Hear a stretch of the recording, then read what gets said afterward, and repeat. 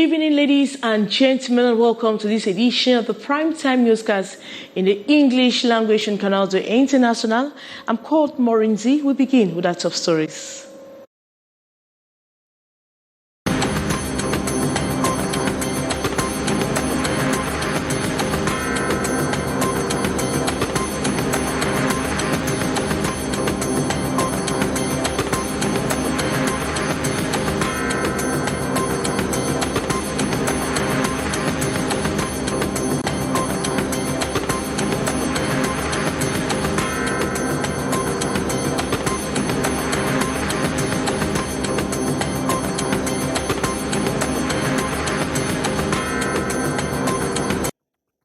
Danger awaits uncountable homes constructed in risky and marshy areas in Cameroon's economic city as heavy rains continue to batter the city of Douala. The city authorities are warned of danger in the days ahead if the population living in such areas don't take stringent measures. And businessmen in Meleng firm Yaoundé can now breathe for self-relief as the divisional officer for Yaoundé 6 have taken off the 30 days ban on their leisure sports through a communique signed June 3. Those are major stories. Details right ahead.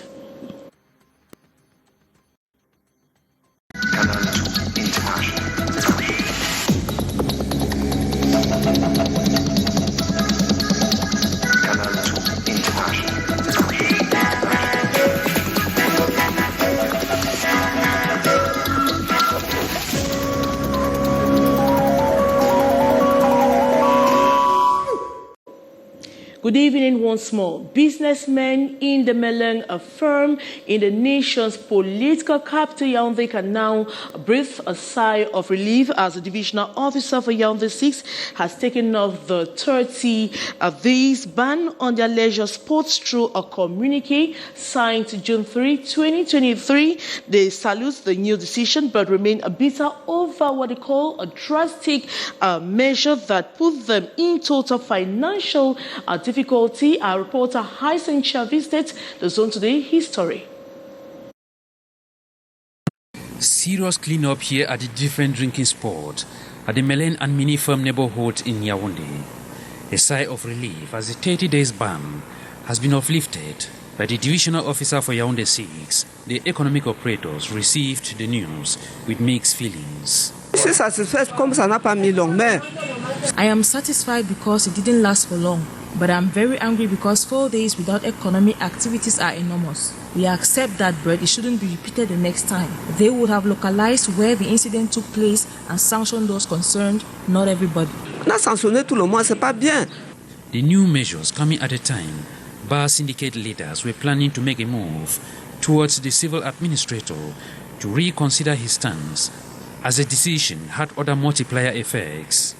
C'est un sentiment, n'est-ce pas, peut-être de joie. I am happy for the prompt reaction of the DO. We were preparing to send him a correspondence, pulling his attention on social and economic consequences. People who may lose their work and there are bills to pay. Nous amener à demander la levée de la sanction. Apart from sealing the leisure sports, the bar operators urged the powers that be to adopt more collaborative and efficient measures to curb the rising insecurity. Nous devons travailler d'étroite collaboration avec la sécurité. We must work in collaboration with the security because insecurity doesn't benefit us in any way. Nothing but negative consequences. The state should plant cameras in this zone to enable us to track down thieves. If they do that, together we shall secure this area. Fortement peut-être les agressions dans ce secteur d'activité. It should be recalled that the bars, snack bars, inns, motels and game spots were sealed on June 29, following the killing of a uniformed officer in the zone. And danger awaits uncountable homes constructed in risky and marshy zones in Cameroon's economic city. Douala city authorities have warned of danger in the days ahead if the population living in such risky and marshy areas don't take measures. We visited some of the risky and marshy areas in Cameroon's economic city, Douala. Let's watch. This slippery path takes us to one of the risk zones behind SOCIETE in the Dobong neighborhoods in the Douala 5 council area. Here, houses are haphazardly constructed on areas that could serve as gutters, while others could be seen perched on cliffs, making it a permanent danger to its occupants, especially when it rains heavily. Those who saw the threats of a landslide had their houses marked for demolition, while others simply shifted a few meters back, but the risk remains. Others are still on the spot. Water from companies are also seen as a permanent danger here. Inhabitants tell me sleeping at night when it rains heavily is at their own risk. They remain on the alert all night. Most have taken measures as authorities and meteorologists warn of heavy rains that could cause landslides in such areas. At least we have succeeded to create gutters, which serves as water path. Even though when it rains, we are all on the alert. The area has been marked a red zone, just like here behind Mobile Guinness. The large valley is a constant threat to inhabitants. Foundation of houses are fast eaten up or being fragilized each time it rains, yet families bear the risk. And here at Makepe Misoke, Ponkase, inhabitants have taken measures not to experience past floods during the rainy season. The of say they always suffer because it overflowed and their house, and on the contrary, have any solution concerning that only the. Despite persistent sensitization by the authorities, some inhabitants still take the risk and build close to valleys and cliffs. Once it rains, the water is heavy, always carry children away. Danger now looms for those who do not bother about their own safety. How tough are their measures as it continues to rain heavily?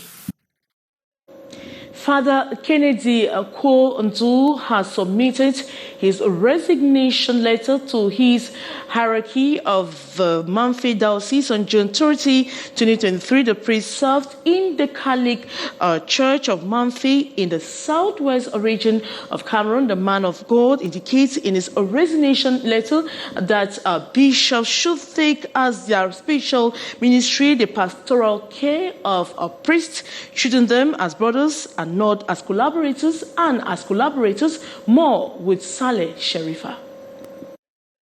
A priest serving the Catholic Church in Mamfe in the southwest region has resigned. Father Kennedy Ndu submitted his letter of resignation to his hierarchy of the Mamfe Diocese on June 30, 2023. No formal reasons have been provided for the priest's decision to quit the church.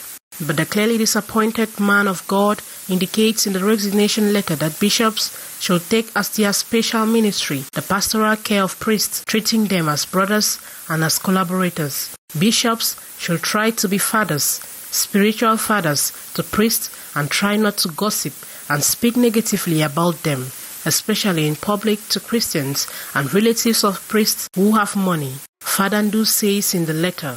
He adds that more love should flow from the bishopric to the presbyteries so that the priests, as instruments of evangelization, are encouraged to do the work. According to him, the Catholic Church in Mamfe has been turned into a political battleground where enemies settle scores and slander one another.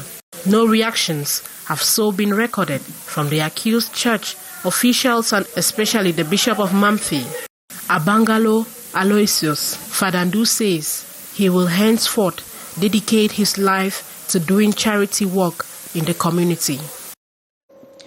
And the media has been called to play a frontline role in the sensitization of the population on the negative impact of unhealthy diets and the necessity for a front of package warning labels on food products. This was during a press briefing by the Reconciliation and Development Association lobbying for legislation in that light in the nation's political capital. Yaoundé. Certainly we can't have that that report we take as something else. The Customs Administration is working seriously to facilitate the payments of goods along the Douala-Bangui-Jamina corridor. Conscious of the difficulties in the transit procedure, stakeholders are meeting in Douala to grapple with a new digital payment platform. Kejan Henry Atembe completes that story for us. Cross-border trade within the Central African sub-region is growing by volume. So too the trade flow along the Douala-Bangui-Jamina corridor. And as the flow ramps up, those involved in the transit chain are racking brains to facilitate the movement of goods along the corridors. At a very significant time when there's been an increase in the trade flows, and transit of goods from Cameroon, say Chad, and Central African Republic. So it couldn't have come at a better time for us to strategize. Like somebody had mentioned, some of these countries like Chad have raised some issues, maybe around tariffs and all that. So this is the best time to bring all stakeholders together to be sure that these issues are thrashed out and also come up with ways to make the movement of these goods very seamless and easy. And of course, from the point of view of UPA, like the DJ has already said, it's about the materialization of the payment platforms. That is why they are meeting under the aegis of the Customs Department through its foreign trade arm, the one-stop shop for the facilitation of external trade, Guichet Unique. With the modernization of trade payment through the new digital platform, the Customs Administration is expected to fight corruption along the corridors, administrative bottleneck, and to speed up with transit and delivery deadlines from Douala-Bangui to N'Djamena. And calm has returned in the city of Bolowa, south region of Cameroon, after heavy riots yesterday Monday morning, staged by commercial motorbike riders following the death of one of theirs, an action that plunged the city into fear and uncertainty. Let's revisit the circumstances in this report by Haisincha. It was a moment of high tension and brutality as the actors, commercial motorbike riders, taxi drivers and onlookers, all mixed, turned out in anger towards police officers. An atmosphere of riot on Monday morning in the city of Ebolova. Streets and road junctions in turmoil. Transport activities almost at a standstill. Motorbike riders out for revenge, calling for justice, following the death of one of them the night before. The young Hassan, indeed, died after a mad race in the heart of the night, while the police were said to be after him. Following testimonies from the surviving eyewitness, the woman Hassan was transporting on his motorbike. The hunt started from a refusal to comply at the checkpoint by the young driver. When the pursuit became so intense, the woman, though in panic, took the risk and gathered the courage to jump off from the motorcycle, and the imbalance pushed Hassan to lose control of his machine, then hitting another woman who was standing by the roadside. As balance sheet of the incident, Hassan, the commercial motorbike rider, gave up the ghost, leaving two persons injured, the passenger he was transporting and the woman knocked down by the motorcycle. And when his colleagues in the early morning got the bad news and the circumstances of his death, they immediately attributed the crime to the police element and carried the body to deposit in front of the regional division of the judicial police. This plunged the city of Ebolova into total heat and uncertainty, stones in the air for a couple of hours, till afternoon when relative calm returned. And experts have expressed mixed feelings over the approval of 45 billion franc CFA to Cameroon by the International Monetary Fund under the Extended Credit Facility and External Fund Facility. The experts expressed worries of the money might not be channeled to the right investments that will help Cameroon pay its debts. Gladys Ambodibang has been talking to some economic experts. Her story. The 44.5 billion francs CFA approved Cameroon by the International Monetary Fund, the IMF, brings the total support to Cameroon to 225.4 billion francs CFA under the 3-year program. The IMF Executive Board had to pass over the country's non-compliance with some of its performance criteria. This approval shows the resilience of the Cameroon's economy and the fact that the Cameroonian government has been respecting the reforms that were prescribed. With Cameroon being over-indebted, experts have expressed concerns these might just be another addition to the country's debt, if not well managed.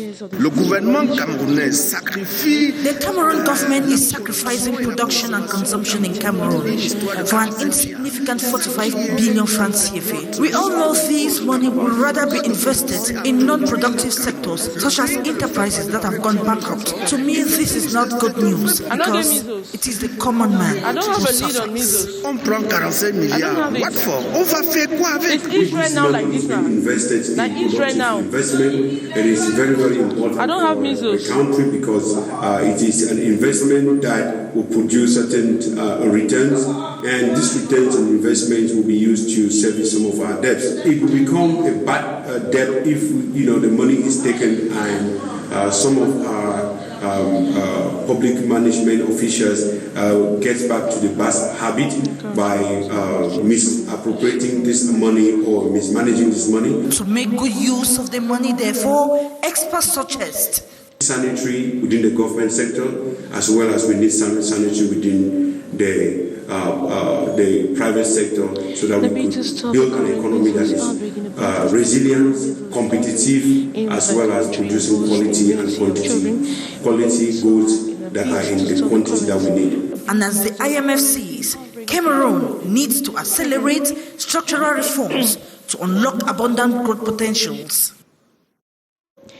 In our bid to stop the current measles outbreak in the country and boost the immunity of children aged 9 months to 5 years against measles and rubella, a follow-up of vaccination campaign is expected to begin throughout the national country on the 9th on July 5, 2023. The campaign to run to the 9th of July 2023 targets at least 95% of children. More on the story with our reporter, Beatrice Ngamo. With 4,000 measles cases and 18 registered deaths amongst children between the age of 9 months to 5 years, needs therefore to contain the measles outbreak and boost the immune system of children within that age group against measles and rubella. What has pushed for the follow-up vaccination campaign? In order to stop the current outbreak, but also to prevent the future outbreak for at least 3 next year, so we do an expanded program on immunization. The nationwide vaccination campaign begins tomorrow, July the 5th, and will run till the 9th, 5 days, to reach out to at least 95% of this target population. Le vaccin, finalement, c'est le seul moyen pour prévenir. Vaccination is the only means to prevent measles, be it at individual and community elimination of the illness, which is essentially human, and which, in the absence of vaccination, persists always if we have not attained sufficient vaccination for immunity against that. Actually, out of the 200 health districts in Cameroon, 99 are with measles outbreak. The national expanded program on vaccination adds this was during a briefing to the press on the upcoming national vaccination campaign. And the United Nations Population Fund is worried about the increase in maternal mortality in the country. With staggering figures, the Population Fund is working with partners to scale down the figures and to improve family planning. Kejan Henry Atembe tells us more.